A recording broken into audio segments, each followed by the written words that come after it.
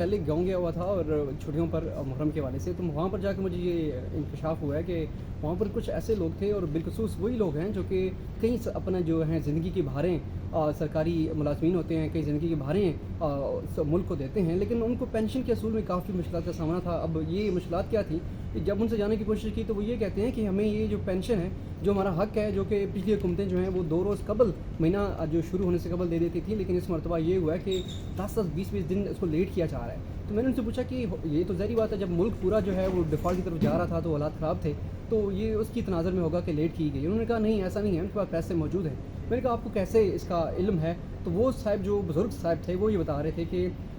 इन उनके पोस्टल जो अफ़सरान हैं उनसे काफ़ी अच्छे मरासम हैं, तो उनको पैसे भी वक्त पे मिलते हैं और उनके जाने वालों को भी वो वक्त पर लेकर दे देते हैं। लेकिन उनसे मैंने पूछा कि कैसे, वो बताते हैं कि कुछ तरीक़ाकार ये था कि उन्होंने इल्ज़ाम लगाया कि जो मौलाना असद महमूद साहब हैं उनकी तरफ से कुछ पोस्टल सर्विसेज को कहा गया था कि पैसे जनरेट करके उनको कुछ जो है वो गिफ्ट दिए जाएँ,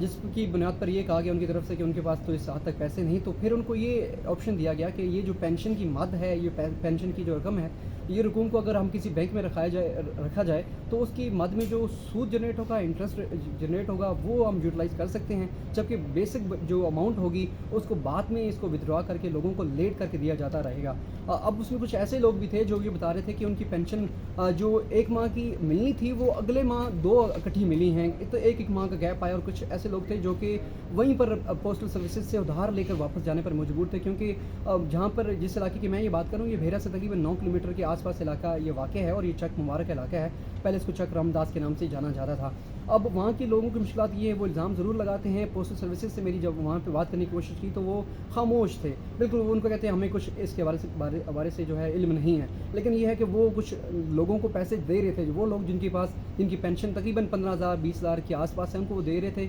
उस बुनियादों पर कि वो भी जो उनके हाथ या उनके जो जेब गर्म करते थे उन्हीं को ही ये पेंशन दी जा रही थी। और बाहर जो बैठे साहब थे, वो वीडियो भी मैं आपको दे दूँगा, उसमें देखा जा सकता है कि बाहर जो मौजूद साहब हैं वो सिर्फ फॉर्म फिल करने के नाम के ऊपर पैसे काटते हैं और पैसे ले रहे हैं लोगों से। सादा लोग जो कि अपनी फॉर्म फिल नहीं कर पाते, और या आँखों की उनको मसाइल हैं कि नज़र का मसला है, इसमें से वो फिल नहीं कर पाते, या फिर उनको समझ नहीं आती उन खानों की, तो वो जब फिल करके दिया जाता है वो भी पीछे देख कर उस फॉर्म को फिल किया जाता है। उसकी मद में भी 50 से 60 रुपये 100 रुपये लिया जाता है, फ़ी बना लिया जा रहा है। और इस तरह अंदर की जो सिस्टम है कि अंदर जो थोड़ी पेंशन वाले हैं वो पैसे देंगे 500, 600, 1000, तो उनको जो है पेंशन दी जाती है। अगर आप नहीं दे सकते तो आपको फिर वही सिस्टम है कि आपके दिमाग में ये डाला जाता है, और ये हो सकता है इसके पीछे हक़ाइक़ नहीं हो, लेकिन इसके पीछे ज़रूर है कि हुकूमती तौर पर मौक़िफ़ आए। मैंने कोशिश की थी कि उनके तर्जुमान से जानने की कोशिश करूँ, लेकिन अब तक मुझे इसके हवाले से कोई मौक़िफ़ जो है वो नहीं दिया।